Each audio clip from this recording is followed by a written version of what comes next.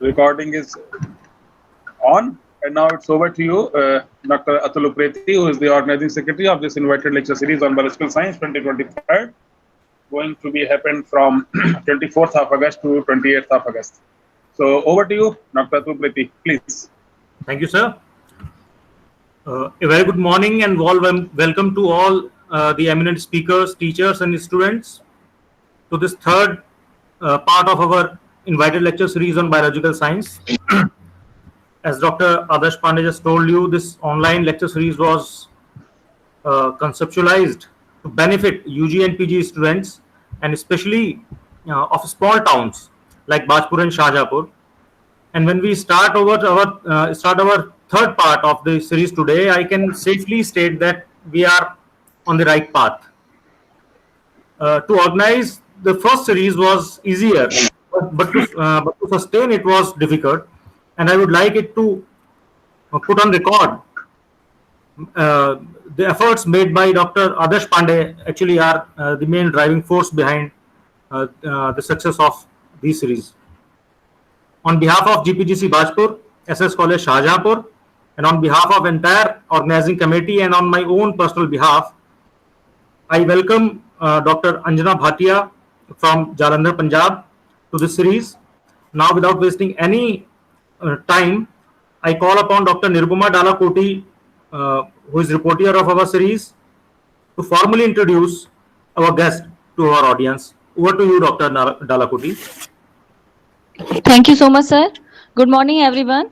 At this outset, I would like to welcome all the dignitaries, speakers, and organizing members and all the participants in today's event of Invited Lecture Series on Biological Science 2020, organized by Government PG College Bajpur and SS College Shahjahanpur. It gives me immense pleasure in introducing our eminent speaker, Dr. Anjana Bhatia, Dean Equal Opportunity and Head of PG Department of Botany, Hansraj Mahila Mahavidyalaya, Jalandhar, Punjab. Dr. Anjana Bhatia is specialized in plant natural products and has wide experience in the field of research and publications, and has published 5 books, 18 chapters in various reputed national and international journals. Dr. Bhatia has won many awards in the field of research like National Award for Creating Awareness amongst rural Punjab regarding biofuels, Young Scientist Award from Punjab Academy of Sciences, Gold Medal from District Administration for Extraordinary Social Services. Ma'am, we are very privileged to have you on this lecture series. Now I request Dr. Anjana Bhatia to deliver her lecture on biofuels. Thank you, Dr. Dalakoti. Thank you so much. And the privilege is entirely mine. I feel so very happy to be a part of your this international lecture series, and it is really a great honor. And you guys are doing such a good job during the lockdown period. The knowledge must not be locked down. The botany and the zoology and the life sciences, they should keep rocking, and students should keep benefiting. So I really salute Dr. Pandey and Dr. Atul Upreti, who are the sources of inspiration behind these series. And it is really good to be here today for the benefit of students. So students, now I'm addressing you. Very, very warm welcome to all of you. Today, I'm going to tell you a little bit about biofuels. And I must tell you one thing at the outset only, that the animal wealth and the floral wealth of our nation, the biodiversity, is really, really rich.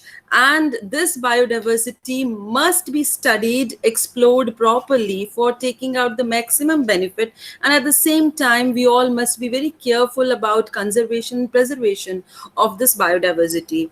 And my topic today is dealing with the biofuels, which is a very, very, happening topic, the buzzword. We want more and more energy. We want to be self-dependent in energy. So biofuel is one of the renewable sources of energy. So I'll share my screen now, and just let me know if it is shared.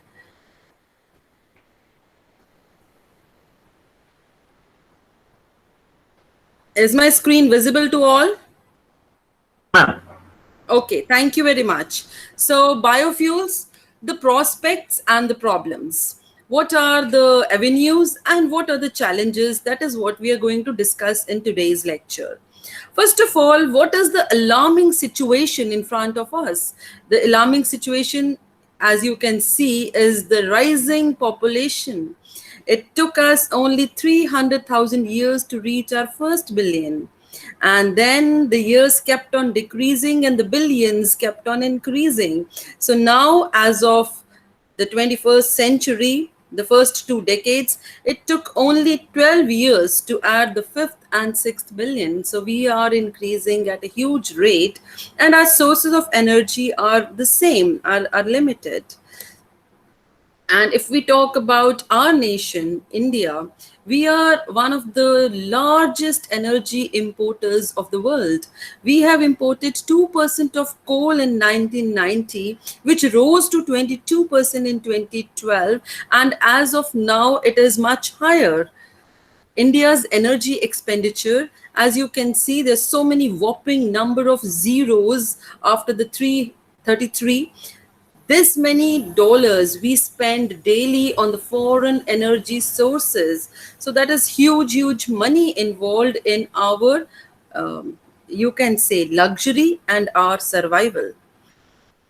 So India lags behind in the petroleum, coal and natural gas. And we can say, what is the alternate source of energy? We have to look at the alternative sources and those sources which really work well for us. So what are the various alternative sources of energy? Wind, hydropower, geothermal, biomass, biofuels, solar, all of these are, positive good words in the field of energy.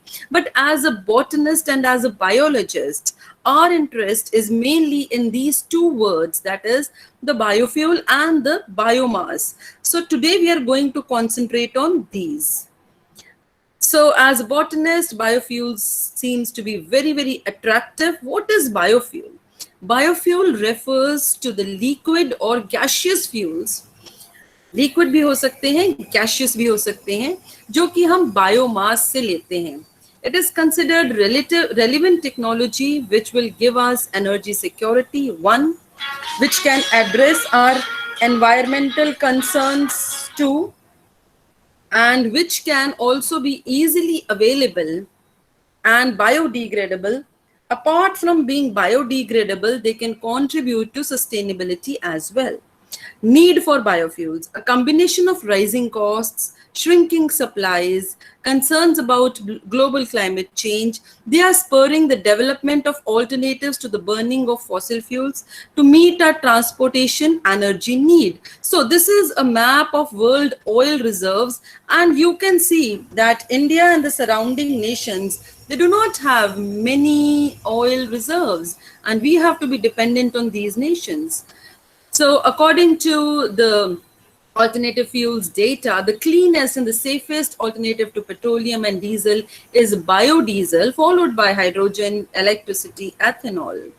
So biodiesel includes a variety of ester-based oxygenated fuels. So please be very careful about this term, ester-based oxygenated fuels from the biological sources. And chemically, biodiesel is defined as monoalkyl esters. So they are actually the esters. So if we are talking about biodiesel, we have to work on the esterification part.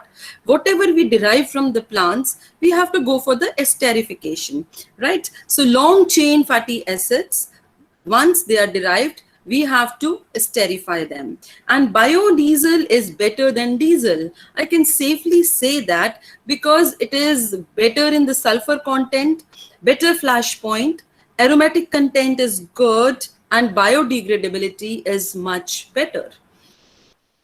What is the history of biodiesel? Biodiesel actually is very old concept. It is not at all a new concept. In 1853, scientists Duffy and Patrick, they conducted the esterification of vegetable oils, and then the journey for diesel engine began in 1893 when the famous German inventor Dr. Rudolf Diesel published his paper, The Theory and Construction of a Rational Heat Engine. Dr. Diesel used peanut oil to fuel one of his engines at the Paris Exposition of 1900. So now the journey had begun and it had to be taken forward. What was the forward direction? The forward direction was in after 1911 World Fair in Paris. Dr. Diesel ran his engine on the peanut oil and declared that diesel engine can be fed with the vegetable oils and will help in the development of agriculture. After that, this took a little setback and it was kind of forgotten. But then in 1980s, biodiesel plants opened in many European countries and cities started running buses on biodiesels. And if not pure biodiesel, the petro and the biodiesel blends were being used. आइए India की बात करते हैं. हमने देखा so many European countries, they are being, they are following the biodiesel path. What about India? We drafted our national biofuel policy in 2009 and it was mandated. Mandated means it was made compulsory to blend 5% green biofuels into petrol. But it was not followed properly. India today has no diesel substitute of note, while barely managing to achieve only about 3% bioethanol blending in gasoline. So if we go to foreign countries, if we go to US, if we go to European nations, when you ask for gas, when you ask for things like petrol, you can always see one of the counters serving the biodiesel. But we do not see that as of yet in India. So what are the major hurdles? Major hurdles have been inadequate manufacturing capacity and non-availability of non-edible vegetable oil. Students, please focus on this term, non-edible vegetable oil and molasses. This is very important because I'm going to tell you that vegetable oils, if they are edible, they should not be used because we should not compromise on anything edible for serving something which is not edible. Why? Because we are a nation which is still suffering the malnutrition. India has been spending on research on biofuel technologies for more than a decade through CSIR, MNRE. MNRE is actually new ministry. A new and renewable energy ministry was established, which started funding and which started working in the direction of alternative fuels. And then Department of Science and Technology, DBT, they all started working, giving research projects on biofuels. And the essential features of what kind of technology we are looking for. We are looking at fuel production at competitive cost, low capex and deployable at medium scale, feedstock agnostic technology, and very important, zero waste generation, low water consumption. So India, after framing the national biofuel policy, started working on JETROFA. And there was a huge ambitious plan covering the JETROFA because JETROFA showed promise regarding the biofuel potential. So biodiesel procurement started in 2014.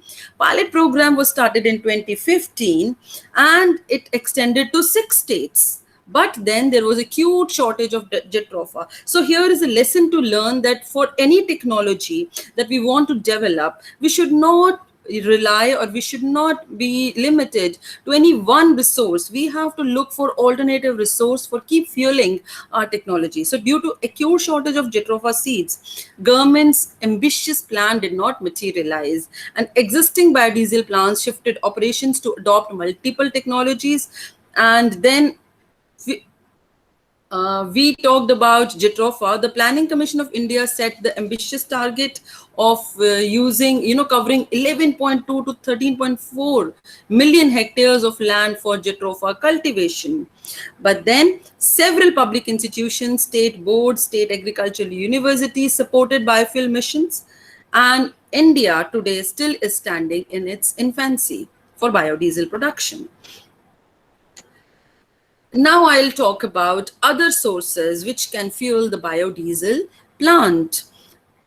Melvin Calvin, we all have heard of him, of Calvin's cycle.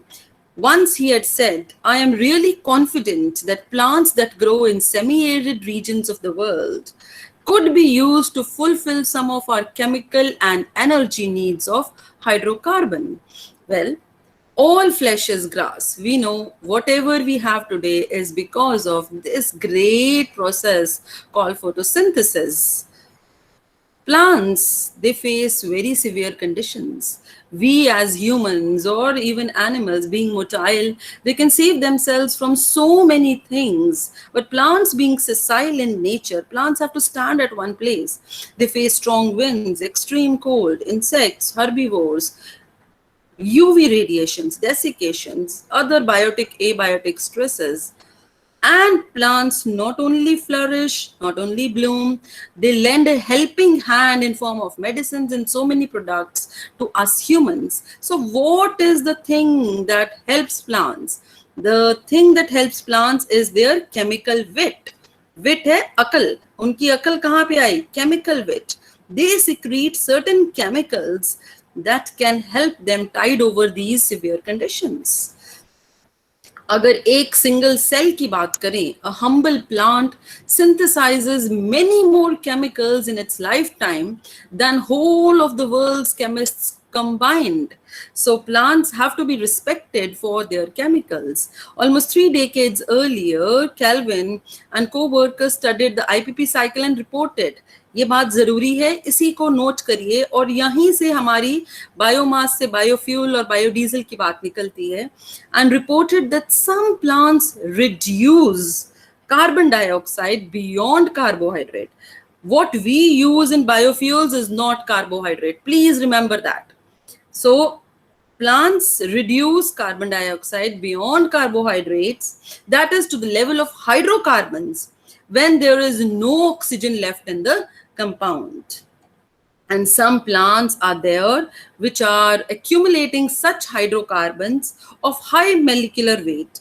They are commonly known as the petroplants or the petroleum plants. So we have to focus on these. Furthermore, he suggested it as a substitute for conventional petroleum sources.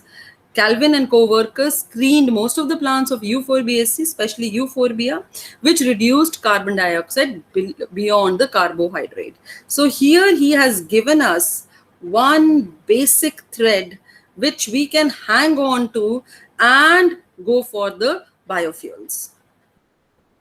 So the history of the use of hydrocarbon producing plants for biofuel production was first made by Italians, Ethiopia. Buchanan worked on, you must be aware of Buchanan. Buchanan worked on thousands of hydrocarbon producing plant species. Hoffman and his co-worker did extensive research. And these are some of the plants available in certain areas of this world, certain indigenous plants, which accumulate such hydrocarbons, and they are unique. They are very useful. This one plant is known as Pittosporum resiniferum. Pittosporum resiniferum produces this nut, and many people sell this nuts just like candles. You can have this nut, burn it, and it will keep on burning like a candle. This is called petroleum nut. Grows in the northern parts of the Philippines. You can go and search on internet and search on YouTube. They will show you burning of this nut, and it keeps on burning for a long time. It grows in the northern part of Philippines. It is rich in heptane. See, these are the chemical wits. This is what I'm talking about. Heptane, myrcene, dihydropentene, epinene. These are gasoline substances. So we do not have actually to depend upon petroleum for the gasoline substances. Plants are producing them. We just have to screen, explore, and put them to use. Past holds the key to future. Aluritis moluccans. It is the candle nut. In the past, it was used hugely as a candleberry. So we must not forget our past, what has been used, and it can be explored further. The candle nut is a flowering tree in spurge family, also known as the candleberry. So these are some of the YouTube links where you can, actually go and search these videos.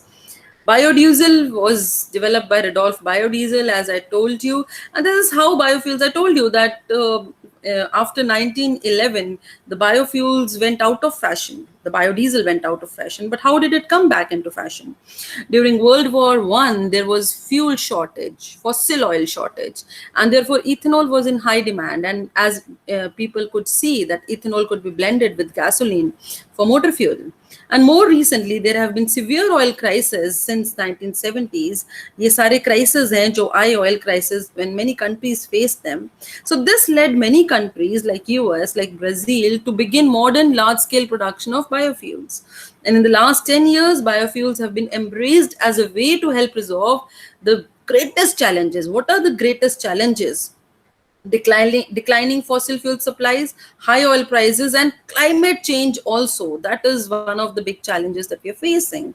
And this is the story of how biofuels came to be, why they are largely forgotten, and how they were rediscovered.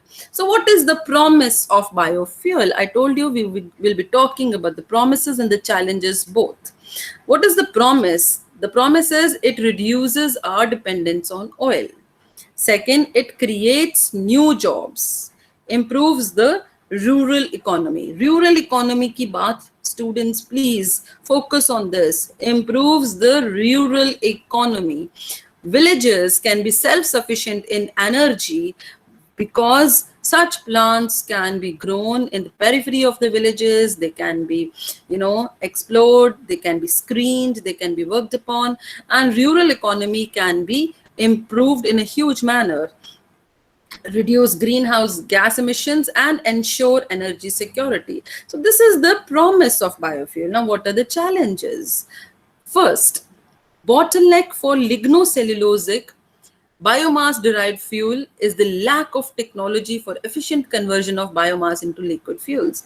जो cars हमारे पास हैं, जो jeeps हमारे पास हैं, trucks हैं, motors हैं, these are not built in that manner that they can efficiently convert the biomass into liquid fuel. यहाँ पे एक problem है. New technologies are needed to replace fossil fuels with renewable and sustainable energy resources. So यहाँ पे बात सिर्फ और सिर्फ life scientists की नहीं रह गई है. Not limited to the botanists or the zoologists, because we really need some engineers to come up and focus on these problems so that these bottlenecks are solved. With compromise came challenges. These are the countries. These are the plants that they used. Brazil used sugarcane. Europe used rapeseed. USA used maize. All of these are edible plants, right? Maize or corn, as they say. USA used corn, and India focused on jatropha. The global experience has not been very inspiring because, see, this is a very important line. Please focus. Concentrate. In an urge to shift to greener sources of energy, कि चलो greener sources की तरफ चलते हैं, most of the major biofuel producing countries restored to staple food crop for production of bioenergy. तो bioenergy produce करने के लिए food crops का सहारा लिया जाने लग पड़ा, जो कि food security के लिए एक issue बन गया. Food versus fuel. Growing up hungry, around 800 million people. That means 1 in 9 across the globe do not have enough food. So, बात करते हैं अगर हम clean and green energy security की, तो कहाँ जा रही है हमारी malnutrition, food security. An estimated 27% of adolescents in developing countries are iron deficient. This is not a newborn child. This is a 2-year-old girl. And I have taken this picture by Reuters. This was reported. Several severely malnourished girl Rajni is weighed by health workers in Madhya Pradesh. 4 months old Vishakha is just weighing 2.3 kgs, suffers from severe malnutrition. And not only our children are elderly, India is home to 194.6 million undernourished people, the highest in the world, according to the annual report by Food and Agricultural Organization. This translates into over 15% of India's population being malnourished. India scenario. Now, these are the challenges that I told you. that we should not fringe upon our food security. So what should we do? These are various countries which are running biodiesel led, different machines. Brazil is the world's largest producer of biodiesel, provided green transportation for visiting teams. World Cup की visiting teams जो थी, देखिए इसके ऊपर लिखा हुआ है BioPlanet. This is a bus being run on the biofuel. Air New Zealand Jet completed first second generation biofuel flight. All gasoline vehicles in US today can accept, ये देखिए ये जरूरी है, ये engineers ने यहाँ पे work किया. All gasoline vehicles in US in today can accept gasoline blended with up to 10% ethanol. So what is the solution? For India especially, we can concentrate on plants which can grow on wastelands. In India, hectares of lands exist as wastelands which should be covered into green oil fields, right? Punjab is having this much of wasteland, Maharashtra is having this much. ये area wasteland के रूप में हमारे पास, हमारे Survey of India ने बताया है कि this area does not support much of activity, neither vegetation activity, agriculture or other activity. So why not focus on this area of wasteland? And India can ride the biofuel bus. In India, plant resource is enormous, varied, unique. There are large number of weeds, lots of wasteland. And tropical countries, India is one of the tropical countries. You know that tropics are the areas 23.5 degree north and south of equator, and India is falling in that zone. That is why its crop growth rate is very, very high. Developing countries should play a major role in the cultivation of oil producing crops, especially which can, grow on the wasteland, which do not need much of the fertilizer, much of the water compromise. So we have to look for certain plants. I've already talked to you about the biofuel policy. This is the 2020, August 2020 highlights of National Biofuel Policy. Controls and taxes on interstate movement of molasses hindered the biofuel program. Ethanol biofuel program. Biodiesel blending program has suffered due to 18% GST on biodiesel. Insufficient availability of raw material feedstock has hindered the biofuel blending program. Restriction on import of biofuel set out in NPB, that is 2018, lowered the biofuel consumption. So ये कुछ छोटी-छोटी problems हैं हमारे सामने. If we are aware of these problems, we can work on them. So these are the problems which are hindering our biofuel capability as of now. So keeping this in mind, I'm now going to take you into a short journey of what we are doing in our lab for biofuel production and for biofuel screening. So keeping this in mind, we started looking for plants to meet the triple challenge. We started looking for satisfactory answers to energy demand, stop the forced deforestation, and multiple use of hydrocarbon producing plants. So they should not only contribute to being one hydrocarbon production, but also they may have the multi-pronged uses. So our challenge was this, and we wanted to look for certain plants which can meet these challenges. So we surveyed the area around our city, that is Jalandhar, in Punjab. We undertook some research to study the hydrocarbon content of plants collected from and around the areas of Jalandhar. Most of the collections were made during the months of March to July because petroleum ether, this is the one which can extract, this solvent can extract the lipids from the plant. Petroleum ether extractables are reported to be high during these months.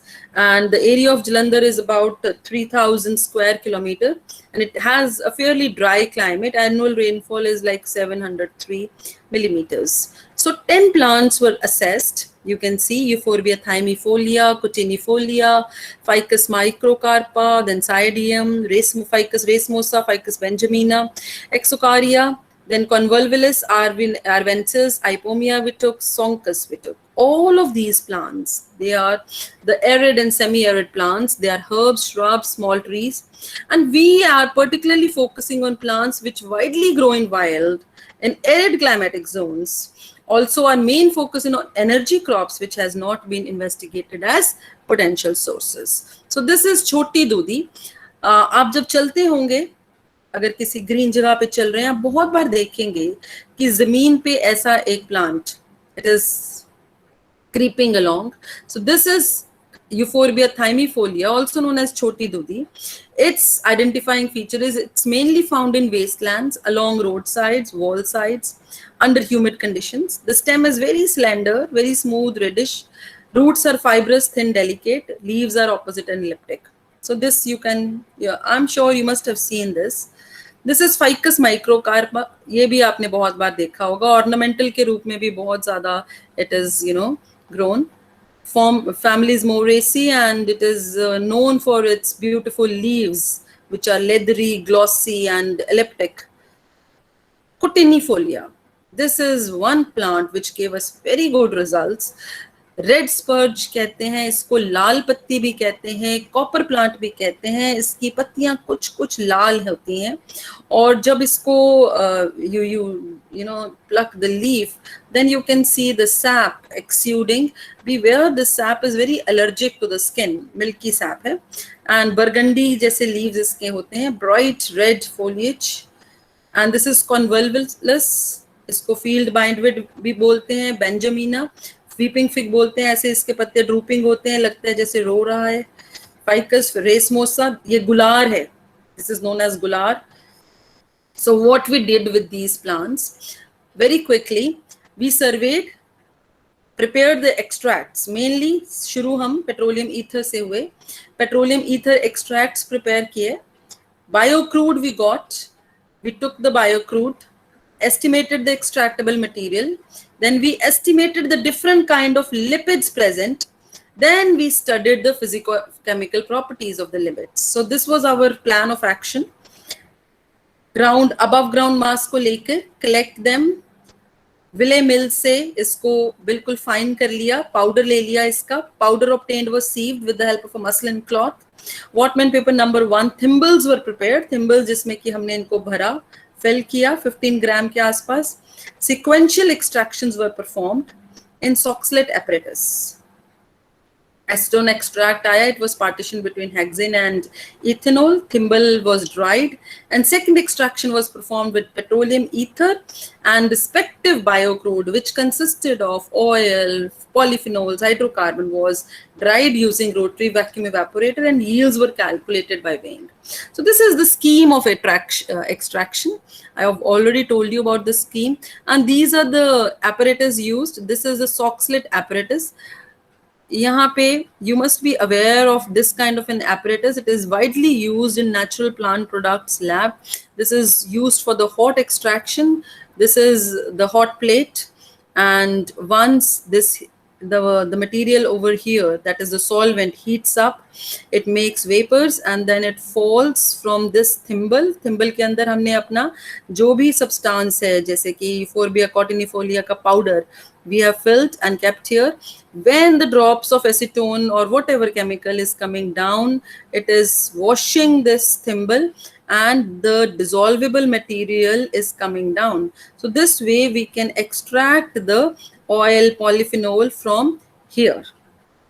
Then separatory funnel क्या किया, जब इसमें से हमें material biocrude आ गया, biocrude से we wanted to separate out the lipids, the hydrocarbons. So over there we use the separatory funnel to do that. After we have got the extracts, we wanted them to dry up. So we used the rotary vacuum evaporator, and we used high vacuum pump for that. So this is the yield we got from various plants, and you can see the yields that we are getting are here. The maximum yield that we got was for Euphorbia thymifolia, followed by Euphorbia cotinifolia. So this is actually whatever I told you. See, this is the biomass powder, residue, and sock slit extraction, and followed by rotary vacuum evaporation. The biocrude looked like this. This is the biocrude which we extracted, and because we started getting good results from cotinifolia, so we started working on this. And today I'm going to discuss this particular plant in detail, Euphorbia cotinifolia. So this is further, the biocrude which was obtained was subjected to column chromatography. Column chromatography में flash column भी use किया. We used the long column also, and the sample was filled and sequentially extracted using the column chromatography method. And you can see the oil which has come out using this column chromatography. You can see the band traveling down and the remaining oil being separated out. Sorry. The oil that we received was checked for its iodine value, for its acid value, for its peroxide value, and it was compared with the Jatropha biodiesel. So it was found to be comparable in most of the aspects. This is a standard procedure. All the biodiesel or biofuel that we produce should have these, parameters met. The ash content of oil was found to be moderate, which indicates the oil is not abrasive for the engine. किसी भी oil का जो ash content है वो हमें बताता है कि वो engine को कितना को corrode करेगा. Fuel with low ash content are preferable. High moisture content creates problems in transesterification. So moisture content should be low. If it is too high, oil will become leathery. So our oil had moderate moisture content. The iodine value is a measure of unsaturation of fats. Higher iodine value indicates higher unsaturation of fats and oils, and high iodine value and oxidative stability shows that oil holds good qualities for semi-drying purpose. And acid value भी बताता है कि उसकी corrosive activity कितनी होगी. So this is an important variable in considering the quality of oil, because lower the free fatty acid, the better the quality of oil. Peroxide value भी हमें बताती है कि oxidative stability कितनी होगी. So all of these were the desirable characteristics of the extractable oil sample. And आज what we are doing is we are working on the transesterification of the oil, and after transesterification we want to produce biodiesel. Actually we have produced biodiesel. The biodiesel that we produced was tested for the ignition point, and it showed good results. It is still in its nascent stage. We're working on it. And once again, these are the SWOT analysis. Strengths क्या क्या है India की अगर biofuels में जाएं, knowledge है, accessibility to the biodiversity है, skilled man power है, and sustainable energy supply हो सकती है, opportunity है, employment creation can be there, strengthening economy can be there, energy security, environment improvement, less dependency on import of gasoline. This is very, very important. But what are the threats, weaknesses and threats? Weaknesses, we are technically immature. So this has to be worked on. Food versus fuel concern has to be worked on. Lower energy content, gasoline से energy content low होता है. This has to be worked on. महंगा पड़ रहा है अभी, इसकी cost effectiveness इतनी नहीं है. That has to be worked upon. Threats. Higher uncertainty, lack of robustness of industrial process, because abhi industry has not focused on biofuels. So that process has to be met. Direct competition with food production has to be met. And this is our national biofuels policy once again. So thank you very much. That was all from my side. I can see I have exceeded my time limit just by a little fraction of time. Thank you very much, and I'm open to questions from you. Thank you so much, ma'am, for such a nice information about biofuels. And students, please ask questions.